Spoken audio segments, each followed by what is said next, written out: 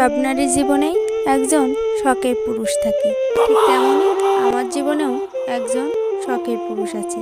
তাকে আমি ভীষণই ভালোবাসি, আর সেও আমাকে খুবই ভালোবাসে। সেই মানুষটি হলেন আমার বাবা। আমার রাগের মাথায় বিশ্রী রূপটা একমাত্র সেই সহ্য করে। আমার লাইফে আমার কোনো চাওয়া সে অপূর্ণ রাখেনি। বাদবাকি যারা সময়ের পরিবর্তনে আমার জীবনে এসেছে, সময়ের সাথে সাথে তারাও পরিবর্তন হয়েছে। কেউ আমার রাগ জেদটাকে মানিয়ে নিয়ে আমার সাথে থাকেনি।